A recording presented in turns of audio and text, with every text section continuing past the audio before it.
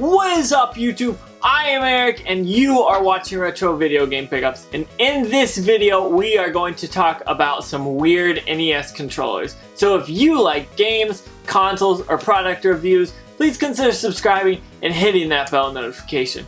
With that being said, let's hop into it!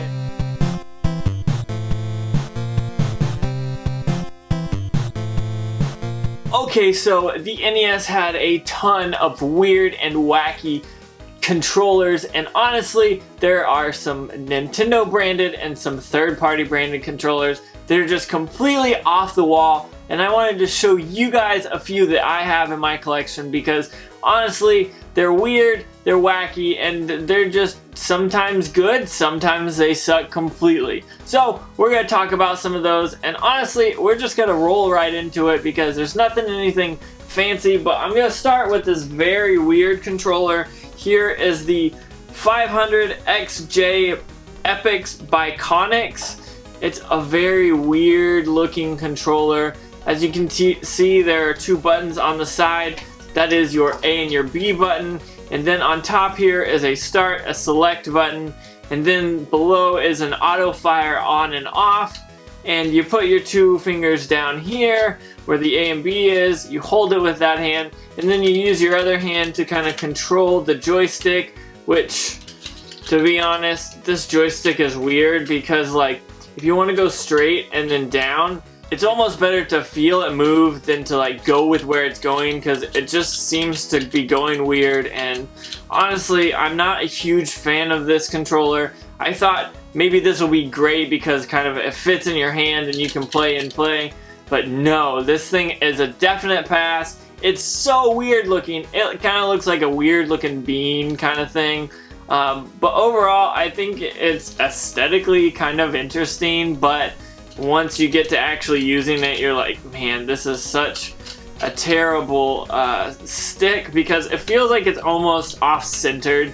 It's not directly in the middle, it feels like, when you try to do things, which is weird, and when you twist it, you hear this clicking, so that's okay, I guess. You got the trigger pulls for the buttons, basically.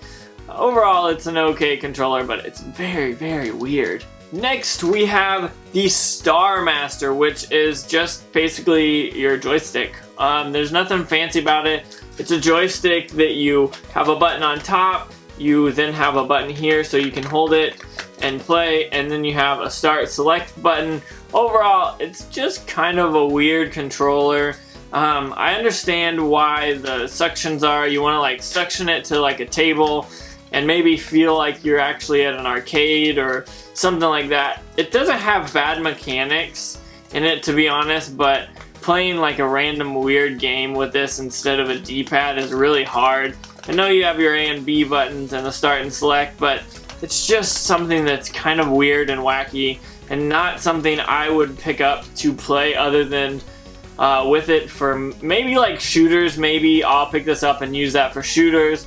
But it's just something I saw and is super weird, so I definitely had to make sure that I picked it up. So here we are again with another joystick here. You have a start and select kind of button, kind of really mushy up at the top here. And then you have your auto fire on and off switch. And then you have your trigger and then your other button up there. So you can play this both left-handed or right-handed, which is good because a lot of these things are meant to be for like left-handed or right-handed only. This one is really nice because you can play it like this, or you can flip it and play it like this, and you can still suction it to whatever you want for whatever reason. I know you probably will not do this, but whatever. But the clicking is really good, it feels really great, and the joystick feels good when you're not playing the games, but when you play the games, it's kind of not good. I thought this would be like a good controller for like shooters, and obviously it's not. And it is a cheap name brand. It is a Quick Shot, which means probably nothing. I don't know what model this is, but it was made in Hong Kong, so you know it's probably a big knockoff based on what it looks like first off. But then just kind of the feel, it feels a little cheaply made, but it's one of the better ones I've seen. Like The stick feels better, honestly. With the finger imprints down here, it makes it much better to grip, but it's still not a good controller, honestly. It's weird, it's wacky, and it doesn't feel all that great. Now here is kind of a updated quick shot, but it's got a ton more buttons, if you can see that. None of the buttons are on the base anymore. They are all either on top or on bottom. There's an auto fire down here. There is your start, select, and then your fire and your trigger button. And this is another one that works very well for like left-handed or right-handed people because, well, if you're left-handed, you want to be able to play this too. Now this one does not have as much button mechanics, which means it doesn't really feel good when you pull it. It just kind of presses in a little bit and gets really jammed, I feel like. The trigger pull is not very long, it's very short. But the buttons feel a lot better for the start and select buttons that are up here. That's a lot better. And honestly, this quickfire is down here at the bottom. It says for professional players, which is cracking me up because honestly, if you're a professional player, you're not going to want to use this. You're going to want to use that D-pad. Okay, so we are moving on to the Nintendo branded products, and that is the NES Max. Now, I know that this is more of a kind of comfortable controller, but this D-pad on this thing is where it goes to the weird and wacky, because is it not a D-pad? It's kind of this weird rolly ball kind of feel, and I hate playing with this thing. I like the buttons, honestly, and I like the layout, but I wish there was a D-pad here, and if I could get a D-pad, this would probably be my go-to controller for the NES, but it doesn't have a D-pad. It has little bumps on the back for your fingers. It also has a turbo for the A and B button, and your start, select, everything normal controller would have, but that weird and janky, terrible way of doing the D-pad. And honestly, this is just a bad controller.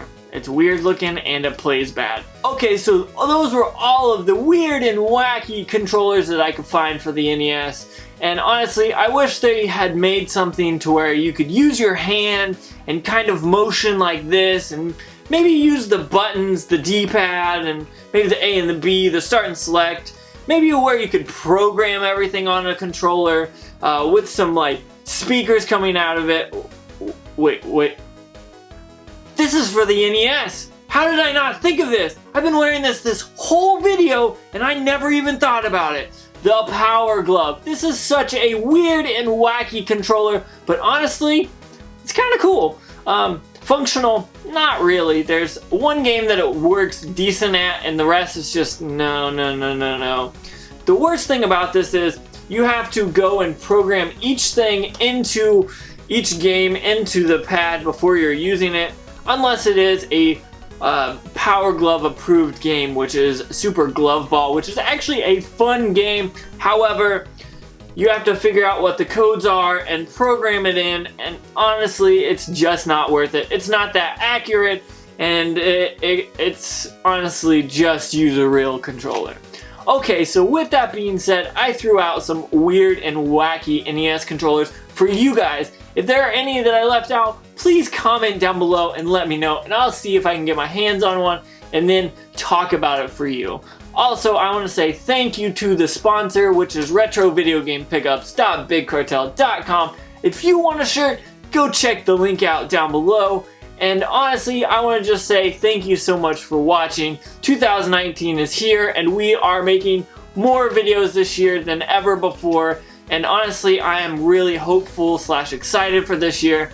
So I hope you guys are too, because I know I have a lot of content planned out. So with that being said, I just want to say thank you so much for watching. Don't forget about Facebook, Twitter, Instagram, Big Cartel, Patreon.